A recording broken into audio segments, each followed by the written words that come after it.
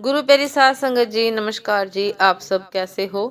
आशा करती हूँ बाबा जी के श्री चरणों में अरदास करती हूँ कि मालिक की कृपा से आप सब बहुत खुश होंगे, मौज बहार में होंगे और अवश्य ही भजन सिमरन में होंगे। साध संगत जी, मैं हाजिर हूँ आज आप सभी से एक बहुत ही खूबसूरत साखी साझा करने के लिए। उम्मीद करती हूँ यह साखी आप सभी को बहुत पसंद आएगी। तो साध संगत जी, चलिए आइए समय न गवाते हुए शुरू करते हैं। साध संगत जी, एक संत अपने शिष्य के साथ किसी अजनबी नगर में पहुंचे। रात हो चुकी थी और वे दोनों सिर छुपाने के लिए किसी आश्रय की तलाश में थे। उन्होंने एक घर का दरवाजा खटखटाया। वह एक धनिक का घर था और अंदर से परिवार का मुखिया निकल कर आया। वह संकीर्ण प्रवृत्ति का था। उसने कहा, मैं आपको अपने घर के अंदर तो नहीं ठहरा सकता, लेकिन तल घर में हमारा स्टोर बना है। आप चाहे तो वहां रात को रुक सकते हैं, लेकिन सुबह होते ही आपको जाना होगा। साध संगत जी, वह संत अपने शिष्य के साथ तल घर में ठहर गए। वहां के कठोर फर्श पर वे सोने की तैयारी कर रहे थे कि तभी संत को दीवार में एक दरार नजर आई। संत उस दरार के पास पहुंचे और कुछ सोचकर उसे भरने में जुट गए। शिष्य के कारण पूछने पर संत ने कहा कि चीजें हमेशा वैसी नहीं होती जैसी दिखती हैं। अगली रात वे दोनों एक गरीब किसान के घर आसरा मांगने पहुंचे। किसान और उसकी पत्नी ने प्रेम पूर्वक उनका स्वागत किया। उनके पास जो कुछ भी रूखा सूखा था वह उन्होंने उन दोनों के साथ मिल बांट कर खाया और फिर उन्हें सोने के लिए अपना बिस्तर दे दिया। किसान और उसकी पत्नी नीचे फर्श पर सो गए।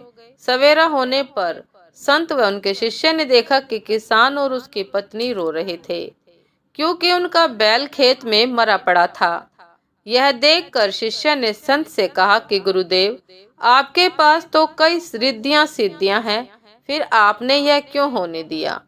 उस धनिक के पास सब कुछ था, फिर भी आपने उसके तलघर की मरम्मत करके उसकी मदद की, जबकि इस गरीब किसान ने तो कुछ न होने के बाद भी हमें इतना सम्मान दिया, फिर भी आपने उनके बैल को मरने दिया। साध संगत जी, संत फिर बोले, चीजें हमेशा वैसी नहीं होती जैसी दिखती हैं। उन्होंने आगे कहा, उस धनिक के तलघर में दरार में से मैंने यह देखा कि उस दीवार के पीछे स्वर्ण का भंडार था। चूंकि उस घर का मालिक बेहद लोभी और कृपण था, इसलिए मैंने उस दरार को बंद कर दिया ताकि स्वर्ण भंडार उसके हाथ न लगे। इस किसान के घर में हम इनके बिस्तर पर सोए थे। रात्रि में इस किसान की पत्नी की मौत लिखी थी और जब यमदूत उनके प्राण हरने आए तो मैंने रोक दिया। चूंकि वे खाली हाथ नहीं जा सकते थे, इसलिए मैंने उनसे किसान के बैल के प्राण ले जाने के लिए कहा।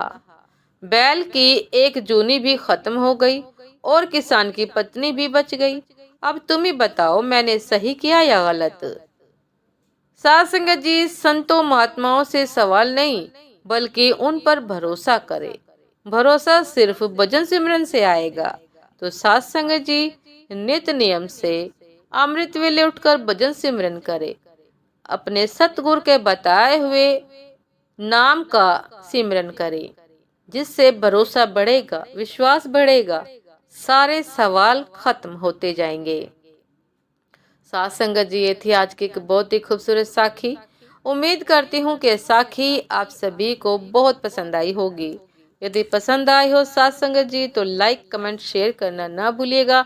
चैनल पर जो भी नए हैं कृपा करके सब्सक्राइब कर लीजिएगा, ताकि चैनल पर मिलने वाली सभी शब्द साखियों की नोटिफिकेशन आप सभी को समय पर मिलती रहे। साध संगत जी, आप हमें इंस्टाग्राम पर भी फॉलो कर सकते हैं, फेसबुक पर भी फॉलो कर सकते हैं। साध संगत इन सभी का लिंक डिस्क्रिप्शन बॉक्स में दिया गया है। साध संगत जी, अभी दासी को आज्ञा दीजिए। आपसे फिर मुलाकात होती है एक नए शब्द साखी के साथ, एक नए विचार के साथ। तब तक के लिए नमस्कार जी। सदा खुश रहिए, मुस्कुराते रहिए, भजन सिमरन करते रहिए।